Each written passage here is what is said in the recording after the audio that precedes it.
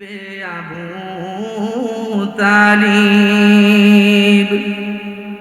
সে কারাগার কাটলো সেথায় তোমার বহুদিন হলো পার শিবে আবু তালিব সে কারাগার কাটলো সেথায় তোমার বহুদিন হলো পার না খেয়ে না ঘুমে কত রাত কেঁদে কেঁদে দিন কায়েমের তরে ধৈর্য ধরে ধরে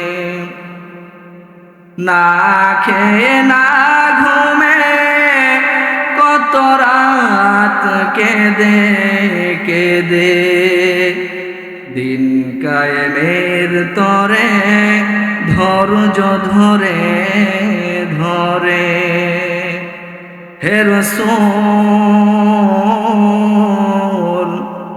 এসে গেল বদর উহুদ খন্দক পরীক্ষা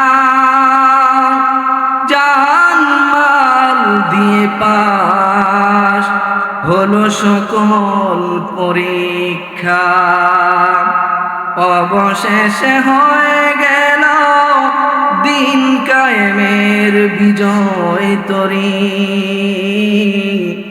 রাসূল আমার বলে দিলেন খয়রুল কুরুনি করনি খয়রুল কুরুনি করনি কুন আলিমান আও মুতাআল্লিমান আও মুঈনান আও মুহিব্বা ওয়ালা তাকুনিল খামিসু ফাতাহলিক আল্লাহর নবী বিশ্বনবী রাহমাতুল লিল আলামিন হাদিসে পাকের মধ্যে ইরশাদ করেছেন কুন আলিমান তুমি আলেম হয়ে যাও তুমি আলেম হয়ে যাও যদি তুমি আলেম হওয়ার মতো সৌভাগ্য অর্জন না করতে পারো পরবর্তী অপশন হচ্ছে মুতাআল্লিমান না তুমি তালিবুল ইলম হয়ে যাও তুমি যদি তালিবুল ইলম হইতে পারো আমার নবীজি হাদিসের মধ্যে অন্য হাদিসে জানায়া দেন একজন তালিবুল ইলমের মর্যাদা কি পরিমাণ হবে নবীজি বলেন যদিও তোমরা দুনিয়ার মাটি দুনিয়ার জমিনের মধ্যে চলো মাটির তৈরি মানুষ আমি আল্লাহ পাক রব্বুল আলামিন একজন তালিবুল ইলমের মর্যাদা এত সম্মান বাড়িয়ে দিয়েছি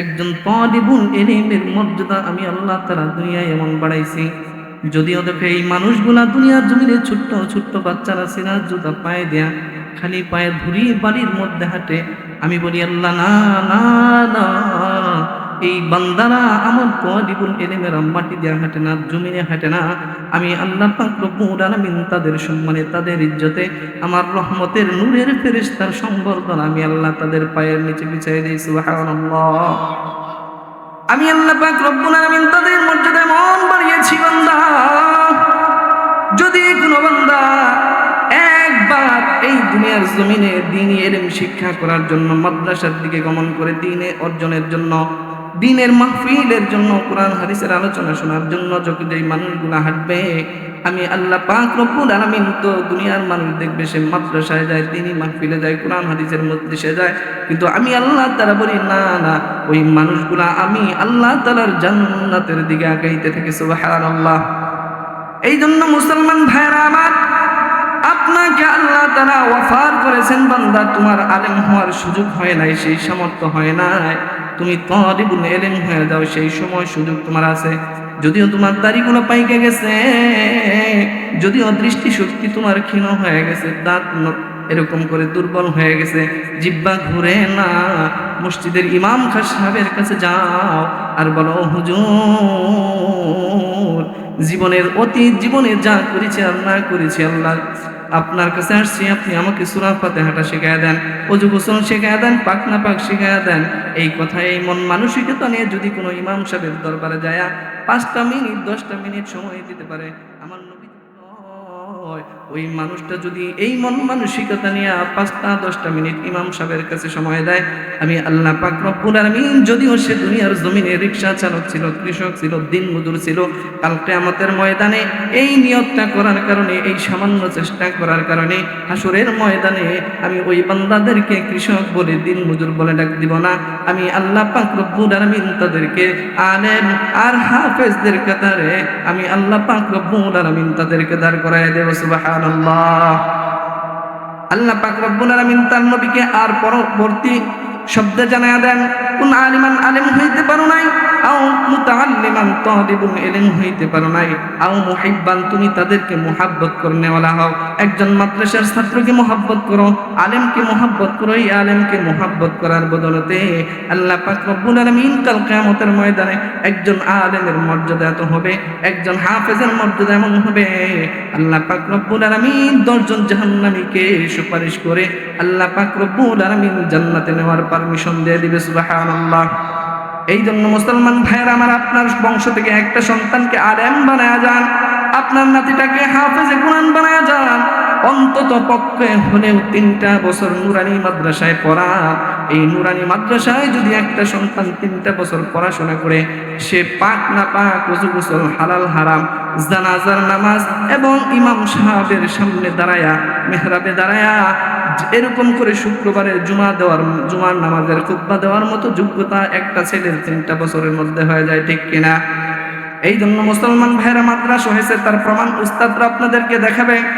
এই জন্য আমার নিয়ত করি, আলেম হইতে পারি নাই, তালিবুল ইলম হইতে পারি নাই, আলেমদেরকে সহযোগিতা করার সামর্থ্য নাই। আমার ছোট্ট একটা নাতি আছে, আমার ছেলে আছে, আমার বংশ থেকে একজন আলেম বানায়া যায়। কেন রে মুমিন?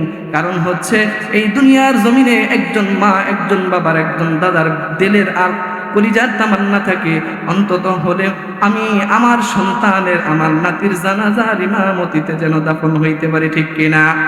এই তামান্না আমাদের আছে না নাই? এমন কোন মা আছে, এমন কোন বাবা আছে যার দিলের এই তামান্না নাই যেন আমার সন্তানটার জানাজার ইমামতিতে আমি দাফন হইতে পারি, ঠিক কিনা? আপনারা চান কি চান না? আপনাদের এই স্বপ্ন আছে না নাই? এই স্বপ্ন যদি বাস্তবায়ন করতে যান, কিন্ডারগার্টেন আর ইংলিশ মিডিয়ামে পড়াইলে হবে না। আপনাকে সিদ্ধান্ত নিতে হবে। আপনি ইঞ্জিনিয়ার বানান, আপনি এরকম করে পুলিশ বানান, বিডিআর বানান, ডাক্তার বানান, যাই কিছু বানান, এই সব কিছুর আগে আপনার সন্তানকে আপনি মুসলমান বানান, ঠিক কিনা? মুসলমান বানাইতে হলে কই পাঠাইতে হবে? নুরানি মাদ্রাসায় 3টা বছর পড়ান, বাংলা, অঙ্ক, ইংরেজি তেমন পারদর্শী হবে।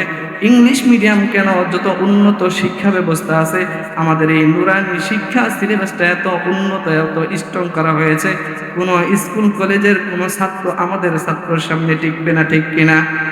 এই ওপেন চ্যালেঞ্জ আমি মাইকে আজকে করে গেলাম, ঠিক কিনা? কারণ যার জ্বলন্ত প্রমাণ হচ্ছে হাজারো লাখো লাখো এরকম স্কুল, কলেজ, ইউনিভার্সিটির প্রধান শিক্ষকদের বাচ্চা নুরানিতে পড়ায়, ঠিক কিনা? এই জন্য মুসলমান ভাইয়েরা আমার, সন্তান আমার আল্লাহর পক্ষ থেকে আমার কাছে আমানত। এই জন্য আমার সন্তানটাকে অন্তত যেন আমি 3টা বছর পড়াইয়া আমার সন্তানটাকে পাক না পাক, ওযু গোসল, হালাল হারাম এতটুকু শিক্ষা যেন আমি দিয়ে দিতে পারি, এই সিদ্ধান্ত নেওয়ার দরকার আছে না নাই?